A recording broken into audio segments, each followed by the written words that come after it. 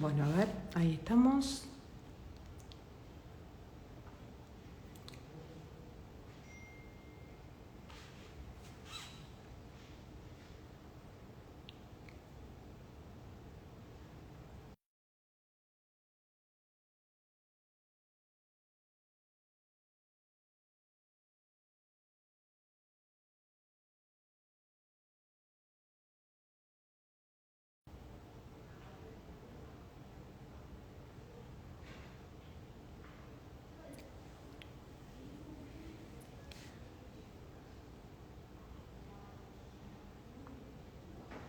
Bueno,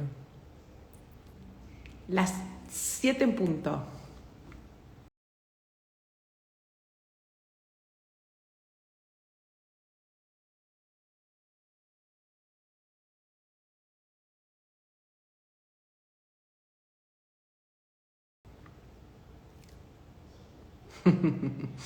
Franchu. Bueno, me tengo que poner los anteojos porque si no, quiero hacer la linda, pero no.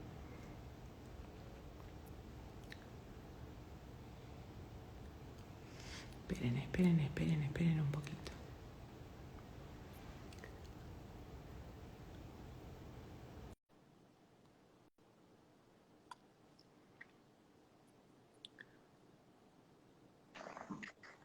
¡Hola! Ratón con ¿Qué es? cola. ¿Cómo estás, Vir? ¿Qué haces? ¿Todo bien? Estaba a punto de contar digo, la cuento, no la cuento, la cuento, no la cuento, nuestra historia desde hace un año. No te di tiempo. No me diste tiempo, no me diste tiempo, pero cómo cambiamos en un año, ¿eh? Totalmente, totalmente. Ya asimilamos muchas cosas también, ¿no? Lo Y logramos, acá, lo logramos. y acá estamos en red social. Yo no tenía ninguna red social hasta hace menos de un año. No tenía ninguna red social, me convenciste. Y acá estamos. Ahí la gente está diciendo, contala la historia. Bueno, la voy a contar, que yo lo seguía, bueno, obviamente Fabio es el jefe de servicio de gastroenterología de la Fundación Favaloro, así que lo tenía recontra visto y quería invitarlo en la tiroideo maratón, fue, ¿no? Sí, Me sí. parece que era aquellas cosas que no había que retrasar con el tema de la pandemia, Ah, ¿no? sí. Bueno, recién estábamos iniciando la pandemia, recién se estaban poniendo de moda los vivos. Y bueno, él nada, no había manera de contactarlo. Entonces, no tenía ningún tipo de red social. Entonces yo lo contacté por LinkedIn, que es la red social de los profesionales. Entonces le dije, mirá, Fabio, soy Virginia Busnelli, me presenté, quiero hacer un vivo con vos por Instagram. Y me dice, ¿qué? Yo no tengo Instagram. No, yo no tengo. Bueno, déjame verlo. Bueno, y ahí lo convencí, se abrió su Instagram y hoy en día, bueno, nada, en crecimiento. Y la verdad es que es una herramienta que pareciera como que está juzgada para los profesionales de la salud, pero a la gente le sirve mucho, mucho. Y mucho más cuando uno habla de estos temas tan comunes como lo que vamos a charlar hoy, ¿no? Finalmente, Fabio se terminó uniendo a Kerenif, no es así, es de la familia de mi centro médico, así que también atienden en el mismo consultorio que yo y tenemos la suerte de trabajar en equipo. Se ríe la gente, pero bueno, sí, lo convencí y acá lo tenemos. Así que casi a un año, creo que debe ser un año más o menos, ¿no? En julio abrí la cuenta. En julio. Bueno, un poquito, todavía no cumplimos, o sea que vamos a hacer otro vivo para el aniversario entonces. Perfecto, perfecto. La verdad que me gustó mucho la idea porque vi que había muy mala información también dando vuelta en las redes y me pareció fenomenal. Digamos, nosotros tenemos el concepto que el lugar que uno no ocupa, lo ocupa otro y a veces traslada muy mala información. Eso lo empecé a ver una vez que entré en las redes y bueno, seguí un poco tu camino y por lo menos tratando de informar a la gente, digamos, todo basado en la evidencia y nada, la verdad que es impresionante la cantidad de chamanes que hay dando vuelta a las redes. La verdad que hay que tener mucho cuidado, así como manejar Google. Google es una herramienta fenomenal, pero manejada de forma adecuada, ¿no? Porque si no, este, podés llegar a cualquier lado con mala información, así que por eso también que me gustó la idea y seguir adelante. Es más, yo de la Sociedad Argentina de Gastroenterología ahora tomó más fuerza también y tratamos de comunicar a la sociedad porque Que desde la sos el sociedad, presidente, ¿no? sí, sí, sí, este año estoy como en la presidencia. Este, Qué maravilloso. es bueno de la red, digamos, de la sociedad científica comunicar a la gente porque toma cierto aspecto de seriedad y bueno, la gente lo toma como una buena información, ¿no? Así que, bueno, acá Sí, estoy. y cuando hablamos de medicina basada en la evidencia, yo siempre le explico a la gente que no cualquiera puede hacer medicina basada en la evidencia, porque no cualquiera puede leer un artículo científico, ¿no? Y que no es lo mismo hacer una lectura de un tema crítica y sacar una conclusión que buscar información que en realidad lo que haga es fomentar tu creencia, ¿no? La evidencia científica implica que uno piense lo que piense, va a leer para conocer qué es lo nuevo y qué es lo que se estudió y está comprobado. No es que vos vas a buscar un artículo que lo que haga es fundamentar tu fanatismo, ¿no? Porque esto pasa mucho, mucho con mucha gente que dice, bueno, sí, tal cosa se hace así, así, así, así, pero no, pará, todavía eso no está comprobado. Vos estás hablando de un solo artículo.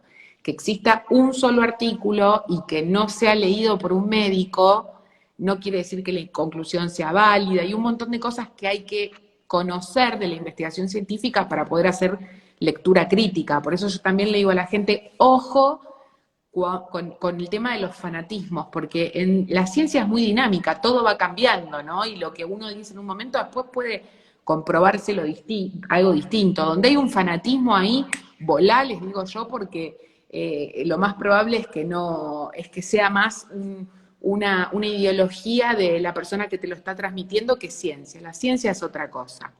¿Mm? Nos están preguntando cuál es el tema de hoy. El tema de hoy surgió de vos, ¿no? ¿Querés contarle a la gente? Dale. Yo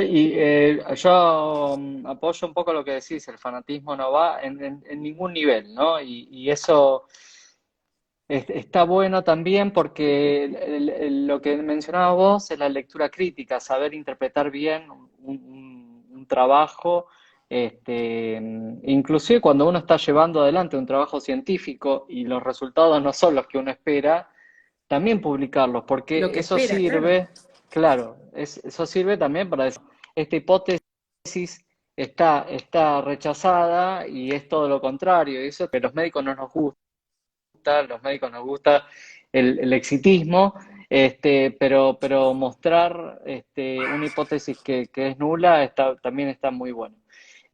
Bueno, Y también vos nos me... pasa cuando, no, también nos pasa cuando buscamos información sobre algo convencidos de lo que uno cree y cuando hace la lectura crítica del tema, se encuentra con que, bueno, que tu postura no era tan firme, ¿no? Entonces, eso requiere de flexibilidad, es de buena práctica de una persona, de un científico, de un médico que además sabe, ¿no? De estudios de investigación, que es algo que no todo el mundo puede entender. Yo veo muchos periodistas en las redes que son fanáticos y tiran que hay un artículo. Bueno, un artículo no sirve para nada, ¿no? Entonces muchas veces hasta encontramos lo contrario a lo que nosotros pensamos y necesitamos de esa flexibilidad porque eso es hablar de la ciencia, ¿no? Sí. Y tener la mentalidad de científico es un tema que no se puede transitar si uno realmente no se preparó para eso. Y bueno, nos preguntan por el tema de hoy, tema de hoy, tema de hoy, tema de hoy. Bueno, el tema de hoy decidimos hablar de cuál es la influencia de la glándula tiroides o aquellas enfermedades de la glándula tiroides sobre el aparato digestivo. Y también puede ser viceversa, ¿no? Eh, Así que un poco estamos muy relacionados, Vir, en varios temas. Entre ellos, bueno, la obesidad es un tema muy, muy importante sobre el aparato digestivo y la parte endocrina también. En primer lugar, hay muchas dudas con respecto a aquellos pacientes que se diagnostican una tiroiditis Hashimoto y inmediatamente mucha gente indica de entrada la dieta libre de gluten. Y ese es, la verdad que es un grave error, ¿no? Eh, Sabemos que la enfermedad celíaca, por ejemplo, tiene entre un 10 y un 30% de anticuerpos dirigidos contra la glándula tiroides positivos, ¿sí? De acuerdo a las series, van desde un 10 a un 30%. Estos anticuerpos son los responsables de muchas veces inflamar la glándula tiroides, por eso se le dice tiroiditis, porque es una inflamación de la glándula. Al principio eh, genera más o secreta más hormonas tiroideas, después tiene como tres etapas, una etapa de eutiroidismo, que entra en la normalidad, y luego, cuando la glándula se va desinflamando, va el descenso de la cantidad de hormona tiroidea. En general, les vuelvo a repetir, entre el 10 y el 30%. Viceversa, cuando el diagnóstico de tiroiditis Hashimoto está, eh, llega aproximadamente, en algunas series hasta el 10%, pero ronda el 8%, ¿sí? Esto quiere decir que están vinculadas, porque hay un mecanismo autoinmune que está vinculado, sobre todo, ahí se generan anticuerpos contra la gliadina. La gliadina es uno de los aminoácidos responsables del gluten, ¿sí? Y después hablamos del gluten, si querés, porque parece un cuco el gluten, y la verdad que son un par de proteínas que se encargan de dar la elasticidad a los panificados. Un componente que va dirigido contra el anticuerpo de la gliadina, que es muy similar eh, a una proteína que está en la tiroides y por eso también está la teoría de que puede inflamar la tiroides. Eh, yo te veo un poco Bueno, congelada, Viri, ¿está bien? ahí me ves mejor. Sí, sí, sí, sí. Pero no sé si soy yo o sos vos. A mí se me cortaba un poquito recién, pero bueno, puede ser, puede ser. Mientras la gente nos escuche bien, ¿me escuchás bien? Yo sí, yo sí. Bárbaro. No, te iba Bien. a contar que primero hay algo que es muy importante. La coexistencia de las enfermedades autoinmunes siempre es común, ¿sí? Es decir, es muy común que si una persona, por ejemplo, tiene una artritis reumatoidea, vaya a desarrollar un hipotiroidismo autoinmune. Es muy común que una persona que tenga una tiroiditis muy activa pueda hacer una anemia hemolítica autoinmune. Digamos, siempre la probabilidad, porque yo le explico a todo el mundo que cuando hay una tiroiditis autoinmune de Hashimoto, no es una enfermedad de la glándula, sino que en realidad es un problema del sistema inmunitario. Nosotros tenemos el sistema cardiovascular, el gastrointestinal, el respiratorio y tenemos el sistema inmune, que es el sistema que nos defiende de las cosas extrañas. Cuando ese sistema por algún motivo se enferma y se confunde, puede generar anticuerpos contra algo que es propio. En este caso, contra la glándula tiroides. Entonces, con respecto al tema de más allá de la coexistencia que puede existir entre la celiaquía y la tiroiditis autoinmune, y que esto puede pasar entre cualquier enfermedad autoinmune que aumenta la incidencia de enfermedades autoinmunes en un paciente que ya padece una de base, eso es un tema. El tema del gluten es otra cosa. Una cosa es la celiaquía y otra cosa es la tiroiditis autoinmunitaria. ¿Qué es lo que pasa? En los cuadros de reacción inmunitaria muchas veces hay inflamación, ¿sí? Entonces, dentro de lo que es hoy en día la dieta antiinflamatoria, por decirlo de alguna manera, se hacen muchas recomendaciones que tienen que ver con comer más frutas, comer más verduras, comer más omegas y aceites de buena calidad, reducir los productos ultraprocesados. Y está la gran teoría de que disminuir el gluten de la dieta disminuye la inflamación y por ende puede bajar la cantidad de anticuerpos. Bien, esto no está científicamente comprobado. Es lo primero que quiero decir. ¿Esto qué quiere decir? No es necesario que una persona que tenga una alteración tiroidea suspenda el gluten de la dieta en este momento de la historia, en este momento, en el 2021. Si esto se comprueba en el 2024, saldremos a decirles que no, pero en este momento no hay ninguna relación entre la dieta libre de gluten y el hipotiroidismo, ni ninguna otra enfermedad que no sea la celiaquía, ¿sí? Ahora, hay algo que es muy, muy importante. Una persona que tiene una enfermedad de la tiroides, lo único que tiene que cambiar de su alimentación es el desayuno en el caso de que tome levotiroxina, que tiene que ver con la absorción de la medicación, no con el comportamiento de la enfermedad.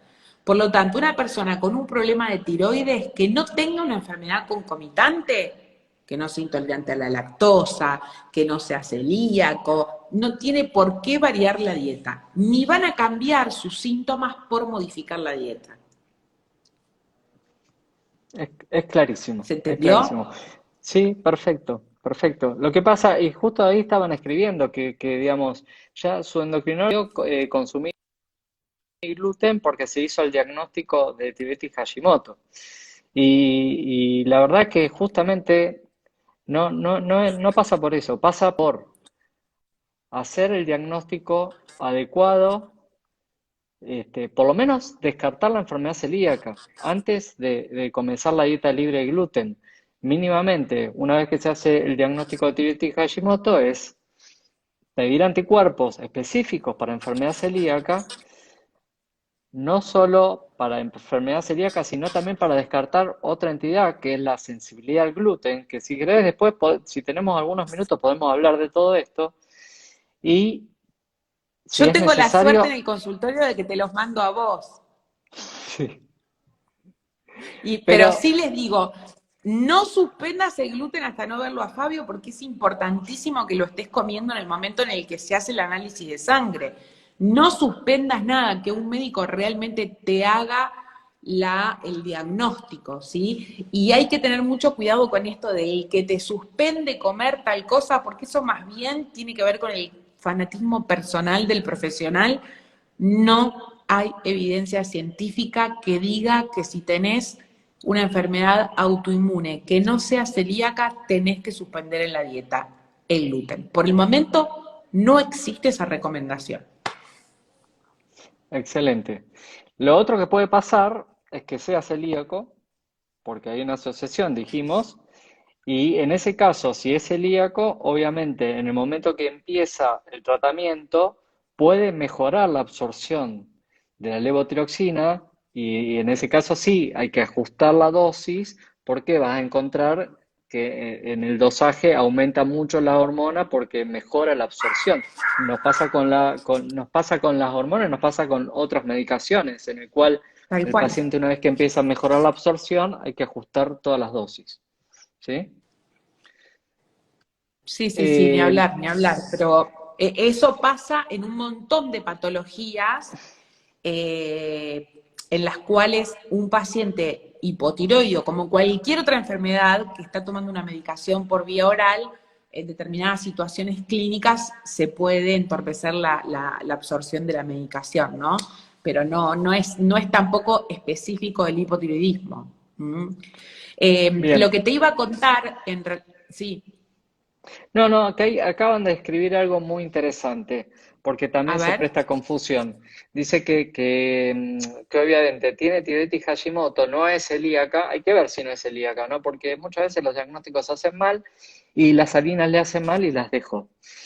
Eh, Quiero aclarar que las harinas, vamos a especificar el trigo, el grano de trigo. El grano de trigo tiene varios componentes. Tiene un par de proteínas, entre ellos que es el gluten, que es esto que dijimos que es como una red que le da elasticidad a los alimentos. Después hay una serie de, hoy se llaman antinutrientes, que son eh, unas enzimas que inhiben a otras proteínas que se llaman ATI, la abreviación de ATI, y lo otro que es principal es los fructanos.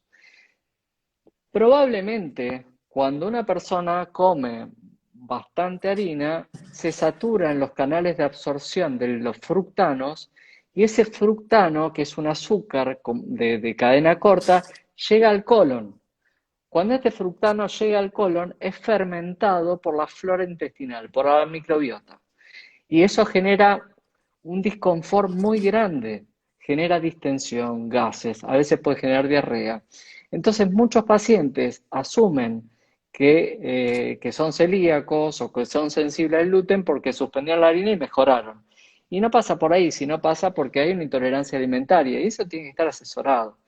Yo, a ver, nadie dice que no dejen el gluten. Lo que está diciendo es, primero hacer un buen diagnóstico, porque si el paciente deja de consumir gluten, entra en un gris, que es muy difícil hacer el diagnóstico. El sistema inmunológico es tan misterioso todavía que muchos pacientes comienzan a hacer dieta. En general, la recomendación para un paciente celíaco es que tiene que hacer dieta de por vida, absoluta, pero pasa a veces que hay pacientes que empiezan dieta y después suspenden, no sabemos por qué motivo, y el sistema inmunológico queda aquietado. Es como que se vacunaron y no se vuelve a despertar la enfermedad.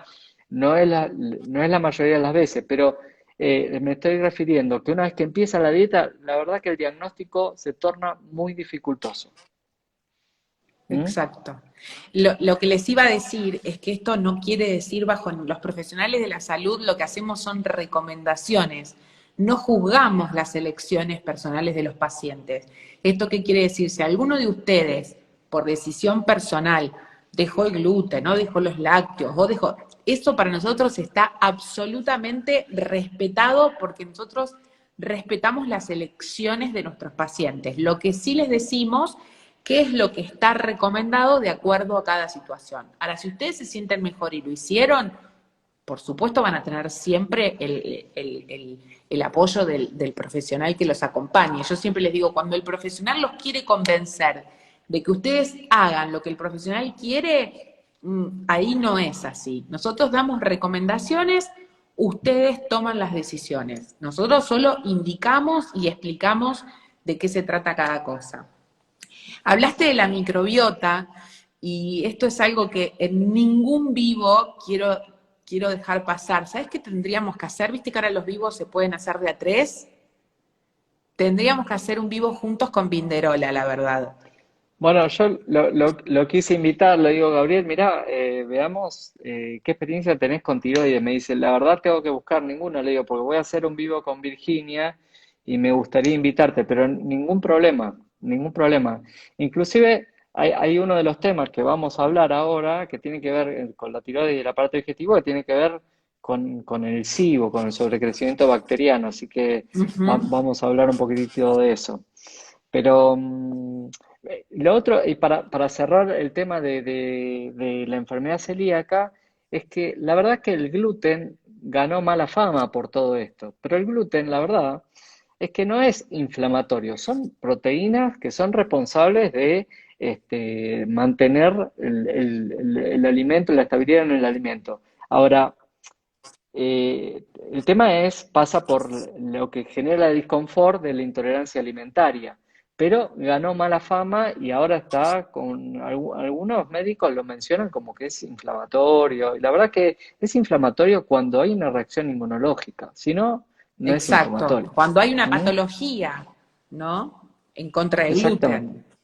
exactamente. Así que bueno, después si queda unos minutos podemos hablar un par de cosas de enfermedad celíaca o lo hablamos en otra oportunidad. Hay otro tema fundamental que tiene que ver tanto con el hiper y con el hipotiroidismo, que influye en el aparato digestivo.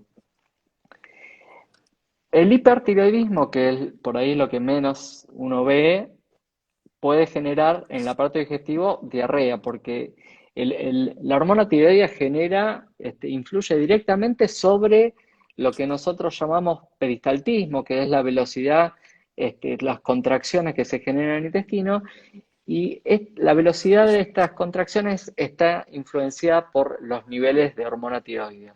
Cuando hay un hipertiroidismo, el peristaltismo está acelerado y eso puede generar diarrea porque no le da tiempo al intestino para absorber tanto los macro como los micronutrientes. Ahora bien, cuando hay hipotiroidismo, pueden suceder dos cosas. La más frecuente es la constipación, ¿sí? Y vos, Vir, eso lo debes ver seguido, que el paciente Uf, refiere es una de las sintomatologías más comunes de los hipotiroidismos no diagnosticados, ¿no? De esos pacientes que vienen arrastrando una TSH alta por años y nunca nadie, por eso yo le digo a los pacientes constipados, ¿por qué crees que la constipación es normal? ¿No?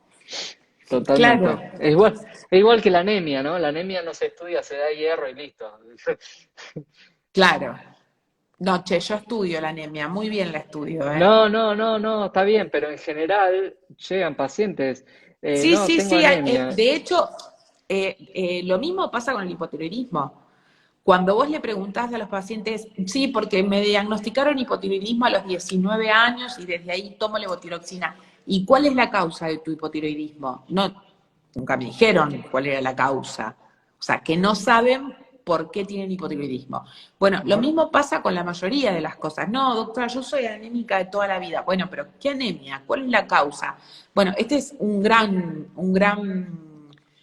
problema. Pero para terminar lo que estabas explicando vos, y explicarlo un poquitito más en relación a lo tiroideo, es que las hormonas tiroideas son el reloj del cuerpo. ¿Esto qué quiere decir? Así como vos decís, las hormonas tiroideas influyen en el peristaltismo intestinal, las hormonas tiroideas manejan todo el metabolismo, ¿sí? Hacen que cada cosa se produzca en el tiempo y en el momento y en la cantidad justa. Por ejemplo, actúa sobre la frecuencia cardíaca, actúa sobre el movimiento del intestino, para hablar con términos que la gente entienda, sobre la síntesis de colágeno, sobre un montón de cosas. Entonces, cuando hay mucha hormona tiroidea, en medicina mucho significa hiper. Entonces es hipertiroidismo. Esta hormona tiroidea que controla la función del cuerpo, si hay mucha, hace que el cuerpo funcione de más. Por lo tanto, llevado al intestino, ese intestino está súper acelerado y entonces hay diarrea. Si es llevado al corazón, la frecuencia cardíaca aumenta. Entonces los pacientes con hipertiroidismo sienten palpitaciones. Llevado al sueño, los pacientes no duermen, están acelerados, tienen insomnio. Así controlan todo. Y en el hipotiroidismo hay poquita hormona tiroidea. Eso quiere decir que todo el metabolismo está enlentecido. El intestino se mueve despacito, entonces hay constipación. La frecuencia cardíaca está chata, estás cansada, tenés sueño, no te podés Tienen mover, frío. está todo lento. Hasta el pensamiento, el paciente hipotiroideo tiene hasta enlentecimiento del pensamiento, no solo del peristaltismo. Por eso es tan importante escuchar a los pacientes, ¿no? Que los pacientes dicen, doctora, me siento mal hace años y no me puedo levantar y estoy triste y estoy constipada y me dicen que no me pasa nada, que las hormonas me dan bien. Bueno, no, no. Hay algo que no funciona bien, o es un subclínico, o algo está pasando. Pero si no te sentís bien, tenés que consultar porque hay algo que está pasando. ¿Mm? Eso es más o menos la relación que existe entre el hipo y el hiper y la tiroides. Totalmente. Bueno, Que ahí te ojo, apuntan piel sí, seca también. claro, dentro de Este, los síntomas del hipotiroidismo hay síntomas que son más comunes, ¿no? Como son la caída del cabello o el pelito que se te hace finito, no se te cae, pero se te hace finito, las uñas que tienen como canaletitas o que se te quiebran o que se te descaman, la piel seca, los coditos secos, eso es como lo más común. Pero después hay otros síntomas que no son tan comunes, como por ejemplo puede haber aumento de la prolactina, puede haber trastornos en el ciclo menstrual, puede haber infertilidad, pueden haber abortos a repetición, puede haber aumento del colesterol y que te aparezca un colesterol alto y nada más. ¿Y qué es eso? Y es muy probable que sea un hipotiroidismo subclínico. Puede haber aumento del apetito y un cansancio y un aumento de peso con imposibilidad de bajarlo y haces ejercicio y tratas de comer menos, pero no, estás totalmente enlentecida. Y es muy importante también la parte emocional. ¿Por qué? Porque el hipotiroidismo te lleva a una sensación de angustia, de depresión. Recalco que cada paciente es un mundo, ¿sí? Hay pacientes que solo pueden tener constipación y hay pacientes que pueden tener síntomas súper floridos.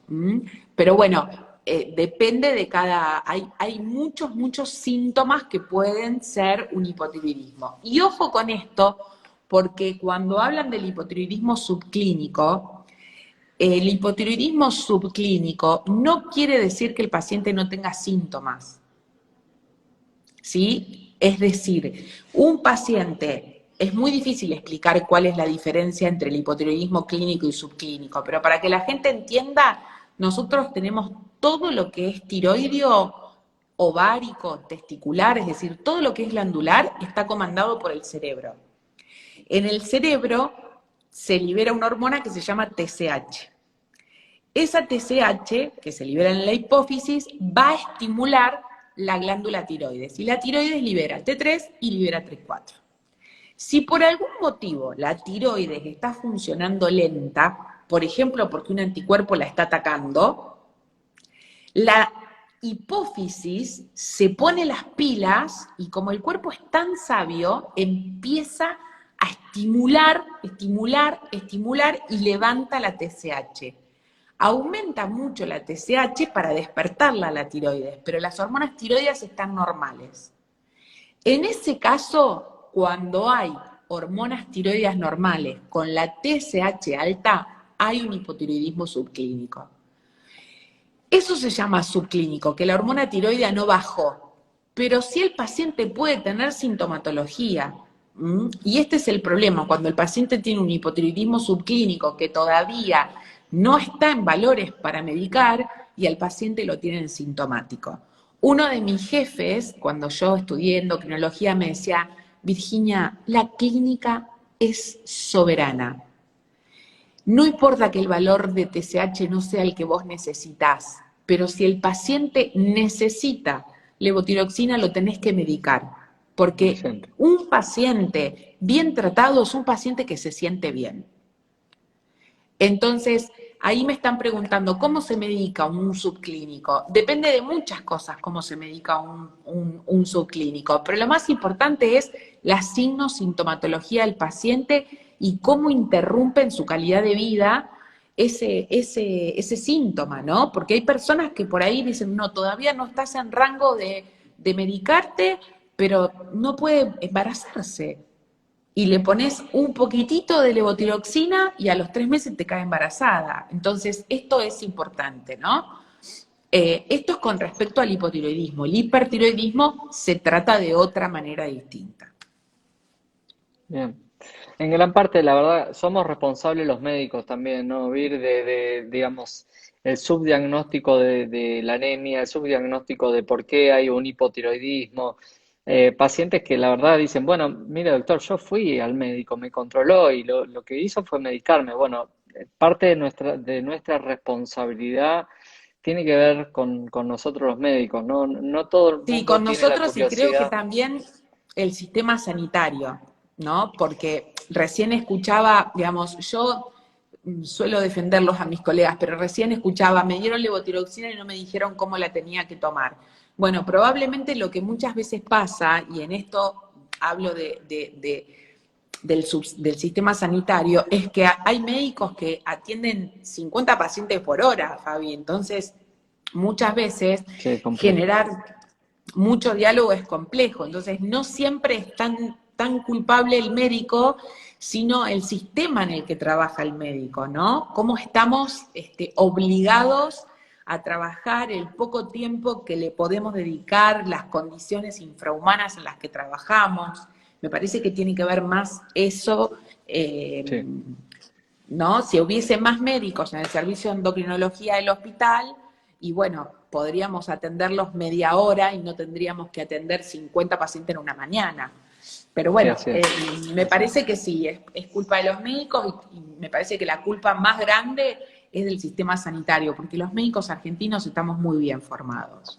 Sí, sí, sí, sí, eso coincido. Pero bueno, no nos sorprende a veces cuando un paciente con anemia va a un hematólogo y directamente se medica con hierro y no sabemos por qué está anémico. O sea, y a veces con profesionales que tienen tiempo. O sea, Tal cual. es una filosofía, bueno, es verdad lo que decís. La verdad que es poco tiempo y en las instituciones, sobre todo en las instituciones grandes y hospitales, realmente hay muy poco tiempo para la atención del paciente. Sí, es así. Ese es el Em, motivo principal por el cual yo, Fabio, llegó un momento que dije, muchas veces la gente me dice, pero doctora, usted no atiende por idioma, usted no atiende por... Y la verdad es que el día que yo decidí no transar más con eso, fue el momento en el cual digo, bueno, por ahí no puedo ayudar a todo el mundo, pero el que entra a mi consultorio va a estar una hora recontra... Bueno, a vos te pasa exactamente lo mismo porque trabajamos los dos en el mismo lugar. Uno realmente es un placer trabajar así, pero no todos los médicos tienen la misma dicha. sí, sí, totalmente. Es así. Bueno, ahí preguntaban si el hipotiroidismo puede dar diarrea, porque hablamos de la constipación, pero quiero contarte que también da diarrea. Puede dar diarrea. Sí, ¿Por, puede por dar qué? alteraciones del ritmo, ¿no? Ujú. Sí, lo más frecuente que dijimos es la constipación, que vos dijiste muchas veces se hace el diagnóstico de hipotiroidismo porque va constipado, pero aquel paciente que el movimiento intestinal es tan lento, se genera un sobrecrecimiento de bacterias dentro del intestino delgado. Digamos, dentro del intestino delgado hay una cantidad de bacterias, pero es mínima y por diferentes mecanismos hace que limite esa cantidad, por el ácido del estómago, por el movimiento, todo eso hace que la cantidad de colonias de bacterias en el intestino sea bajo. Cuando alguna de estas cosas se altera, llámese el ácido gástrico, que hay alguna cirugía o una brida, o el movimiento, que tiene que ver básicamente que puede ser con el hipotiroidismo, se genera algo que se llama sobrecrecimiento bacteriano en el intestino. Y la gente lo conoce a veces por la abreviatura que es SIBO. El SIBO es esto, el crecimiento de la microbiota exagerado en el intestino delgado. ¿Cómo se manifiesta? Como se manifiesta, por ejemplo, un intestino irritable que es distensión, aumento de los gases, a veces diarrea, a veces constipación. Y esto hay un diagnóstico que se hace, primero la sospecha clínica, interrogando al paciente con el antecedente y todo eso hay que sospecharlo. Y lo otro es mediante un estudio que es el test del aire expirado. El Soplar. es exacto. Se hace Es como la alcoholemia. exactamente. Se le da azúcar y se mide cuánto hidrógeno el paciente exhala y hacer una curva típica para hacer el diagnóstico del sobrecrecimiento bacteriano. Estamos limitados ahora para hacer esto porque es un estudio que aerosoliza mucho y la verdad que es complejo hacerlo, hay que buscar lugares abiertos, o que esté en una habitación sola, porque la verdad que es un estudio que se aerosoliza mucho y son cosas que estamos intentando ser precavidos en estos momentos, así que es complejo. Hay algunos aparatos que vienen con un filtro especial, pero la verdad es que yo, si no tengo lugar afuera para hacerlo, prefiero no hacerlo porque se puede contagiar el médico también y otros pacientes. Así que eso Fabio, estamos. ¿dónde mandás a los pacientes a hacerse el test de hidrógeno? Yo lo hago, en Fundación lo hago. Ah, ¿sí? Sí, sí, sí. No tengo el estudio para metano, pero con hidrógeno la mayoría de las veces es suficiente y alcanza. Cuando el estudio uno tiene la alta sospecha y viene normal, bueno, ahí podría ser uno para averiguar el metano, porque muchos pacientes tienen flora que no generan hidrógeno, pero generan metano, entonces en ese caso el estudio para metano sirve. Pero vuelvo a insistir, hay que ser precavido con esto porque inclusive la endoscopía el año pasado estuvo muy frenada por todo este tema de la aerosolización. Después logramos documentar por trabajos que no había contagio y seguimos adelante, pero eso estamos tratando de ser precavidos. Así que, y este sobrecrecimiento bacteriano, ¿qué es lo que hace? Es desdobla las sales biliares, ¿sí? Las sales biliares dentro del intestino. Las sales biliares son nuestro detergente, son la sustancia que se encarga de saponificar las grasas para poder absorberlas. Entonces, al fallar ese mecanismo, termina no solo fermentando los hidratos de carbono que se consume, y cuando hay algún tipo de azúcar, fermenta y genera metano y distiende y da mucho dolor porque se distiende las asas intestinales, aumenta los gases y puede haber diarrea, sino que también puede generar cierta malabsorción de grasas. ¿Mm? El tratamiento de esto es con antibióticos, ¿sí? Hay un antibiótico que es de elección, que es uno de una familia de antibióticos que es de tetraciclinas. Son los antibióticos que no se absorben porque no pasan las barreras. El más común hoy se está usando la rifaximina. Y después está lo que se llama la Que prueba no lo terapéutica. pueden tomar sin indicación médica. Nada, nada hay que hacer sin indicación médica, nada. Es, es así.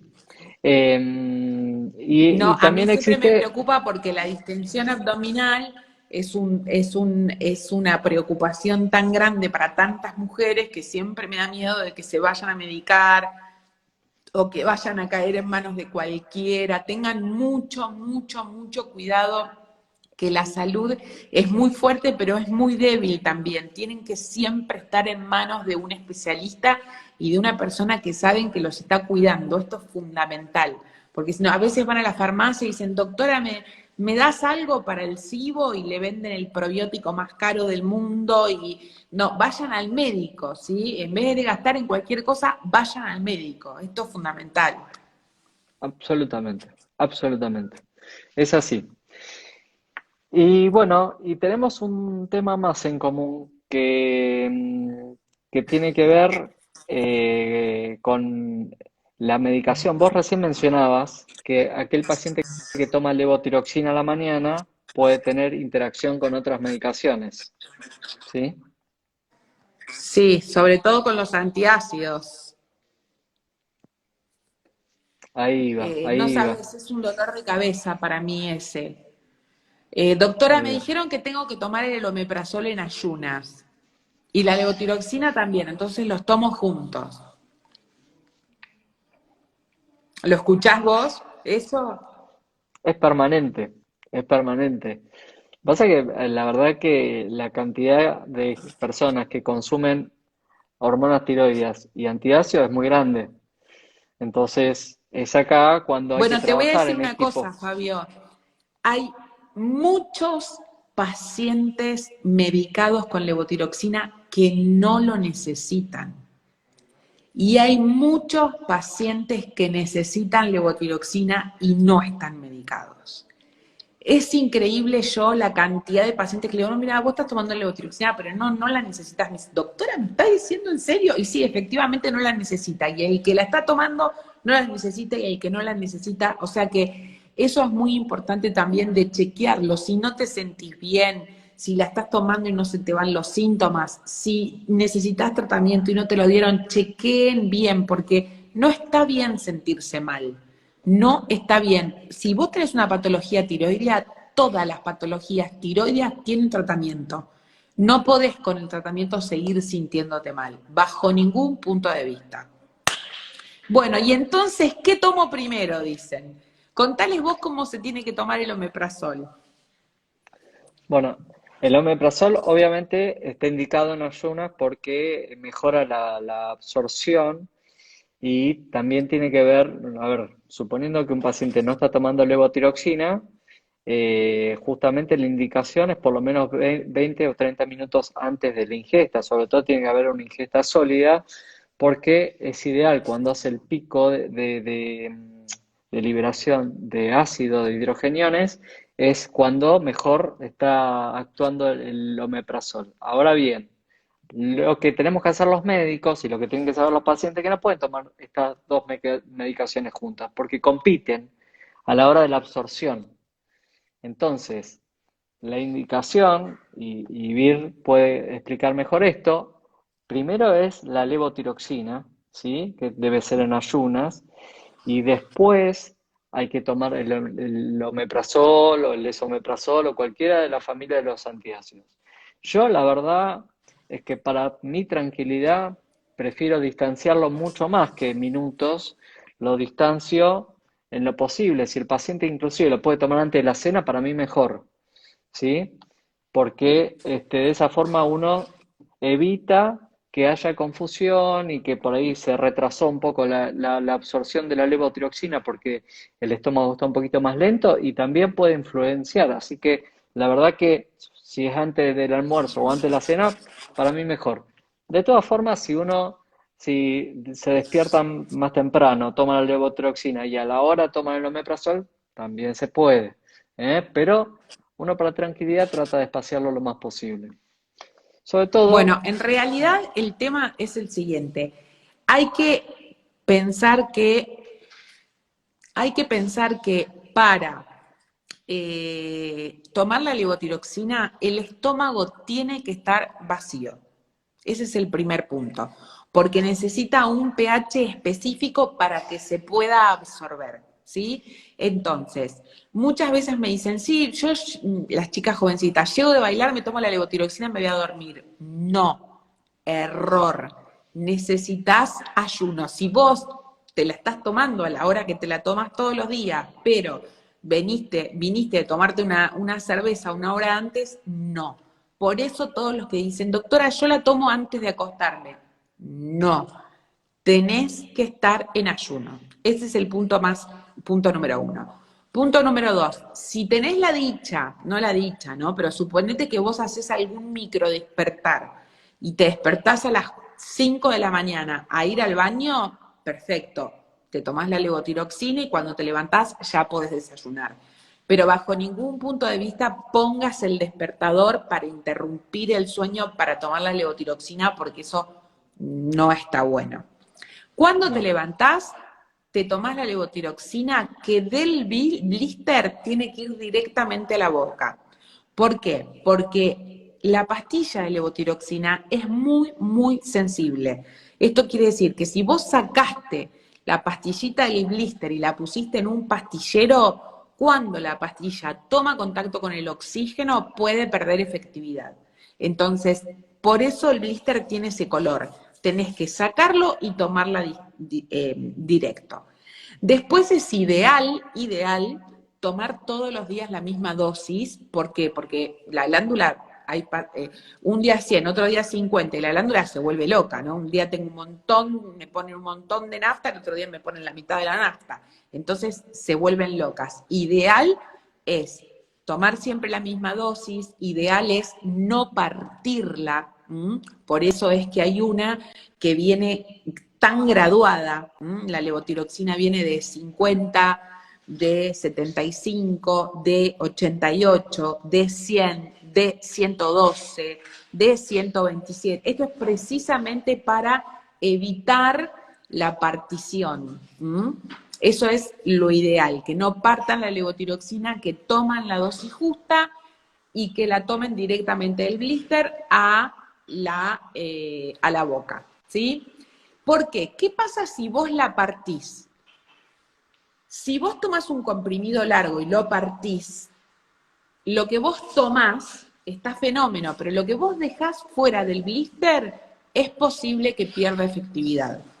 Ese es el motivo por el cual se recomienda tomar la dosis entera y no partir la medicación. Y cuando te dicen, doctora, ¿y entonces por qué hay una pastillita que viene larga y trae ranuritas para cortarlo? ¿Y por qué? Porque no existe o no tenemos mucho acceso a la levotiroxina endovenosa, entonces hay personas que tienen dificultad para tragar y hay que cortarla o pisarla. Vos pensás que los bebés toman esos mismos comprimidos, entonces se cortan para poder pisarlos. Con los abuelos pasa lo mismo, que hay que pasarla por sonda nasogástrica muchas veces. Entonces, bueno, por eso viene cortada y granulada la levotiroxina, pero ideal que tomes la dosis justa y no la cortes. ¿Cuándo te tomás la levotiroxina? Con un traguito de agua, ¿sí? Podés tomar un poquitito de agua, pero no la tomes con un pomelo, no, con un traguito de agua. Después te vas a hacer tus cosas, te preparás y a la media hora podés desayunar. Pero ojo acá, ese desayuno no puede ser rico en fibras. Es decir, todo lo que tiene que ver con los panes integrales, con la avena, con gran cantidad de fruta, eso lo tenés que dejar para 2 horas después de tomar la levotiroxina, ¿sí? Porque si no, es muy probable que también disminuyas la efectividad. Y vos sabés que mucha gente me dice, Fabio, que doctora, me dice, usted me dice eso, pero yo hace 20 años que tomo la levotiroxina con el desayuno y los análisis me dan bien. Perfecto, pero es muy probable que estés tomando 100 cuando necesitas 75. Entonces, ¿qué pasa si ustedes empiezan a tomar bien la levotiroxina a partir de hoy? Y es probable que necesiten una dosis menos. ¿Por qué? Porque lo que ustedes están tomando, una parte se absorbe y otra no.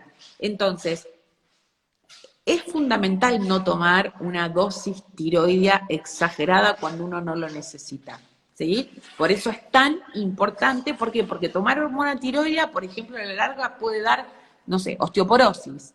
Entonces, por eso es importante que tomen la dosis correcta, que no estén medicados si no necesitan medicación, ¿sí? Que estén medicados si la necesitan, es decir, que estén bien atendidos, que estén escuchados, acompañados y contenidos, ¿sí? Y que tengan la información esta que es muy necesaria.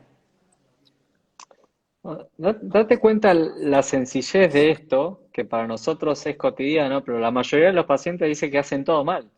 ¿Te das cuenta que Sí, muchas veces nosotros nos encargamos y nos vamos por las ramas con algunas cosas, y algunas cosas que son básicas no están explicadas? Entonces la gente lo hace mal porque volvemos a lo mismo. A veces los médicos no nos tomamos el tiempo de explicar detalladamente cómo tienen que hacer las cosas. Los médicos somos muy insistentes con el antiácido, por ejemplo, cuando el paciente no le da resultado, entonces investigamos cómo lo está tomando. Entonces, no somos claros y mucha gente está diciendo, hago todo mal, y es así. Y para que dimensionen esto, no estamos hablando de miligramos, estamos hablando de microgramos. Así que también el fraccionamiento no es exacto, no está tomando la complejo. misma dosis. Totalmente. Así que bueno, excelente. Sí, eso yo le explico lo de los microgramos a los pacientes, pero es muy difícil de hacérselos entender. Yo tengo la hojita escrita de cómo se toma la levotiroxina y se lo doy a todos para que le escribo lo básico, le explico lo básico y el resto se lo doy escrito. Y hay pacientes que hace 20 años que la toman y dicen, nunca me dijeron que no puedo comer salvado en el desayuno. A ver, si la tomás, obviamente vas a llegar a la dosis correcta tomándola mal, pero probablemente estés tomando mucho más de la que realmente necesitas. ¿Mm? Eh, Fabi, quiero contestar una pregunta muy importante porque todo el mundo está preguntando si teniendo hipotiroidismo tenés más riesgo por padecer COVID. Es una pregunta re común. La respuesta es no. Si vos estás bien tratada, la hormona que vos tomás de afuera es exactamente la misma que produce tu glándula. Quédate tranquila que no tenés ningún riesgo. Un paciente hipotiroideo, a partir del momento que está bien tratado, no pasa ni corre riesgo, ni tiene riesgo de tener complicaciones por COVID, se pueden vacunar, no pasa absolutamente nada con respecto a eso. ¿Mm? Bien, sí, no, es bueno aclarar que no son pacientes de riesgo. Bueno, lo mismo pasa con la enfermedad celíaca. El paciente que está en tratamiento pasa a ser una persona o un individuo normal, ¿sí? Tiene el mismo estado de salud que cualquier persona. Y está bárbaro aclarar eso. Bueno, Vir, Nos vamos a tener que despedir porque si no, no lo voy a poder sí, guardar. bien. No, igual ahora se puede guardar hasta 1 hora y media, Ah, pero ¿sí? eh, sí, sí, sí. Pero no te lo voy a poder, no te lo voy a poder grabar yo de tu perfil. Bueno, por ahí otro día hablamos de enfermedad celíaca e inclusive podemos invitar a Gabriel para hablar de microbiota, que seguro se va a enganchar, él le encanta. ¿Mm? Y hablamos un Me poco de, encantaría. de prebióticos, probióticos, fermentados. Es bastante apasionante el tema. Y te voy a invitar a hacer algún día un vivo también de dieta cetogénica, que quiero que charlemos de eso. Totalmente, me gusta, me Dale. gusta el tema. Sí, porque hay, Bueno, hay me están muchas modas. preguntando dónde nos buscan. Los dos atendemos en Crenif, ¿sí? Se los voy a escribir acá. Igual los dos tenemos el perfil, en el perfil el... Ah, ¿para qué les tendría que poner el arroba?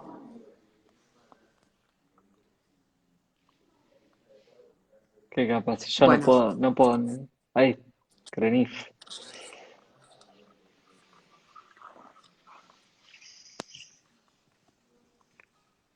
ahí está. Bueno, excelente. Bueno, los dos tenemos en el perfil el WhatsApp para que puedan pedir turno. Me dice, no vienen a Junín de los Andes, nos preguntan, no vienen a Ujú. Mendoza, no vienen a Quilmes. Atendemos virtual los dos, ¿no es cierto?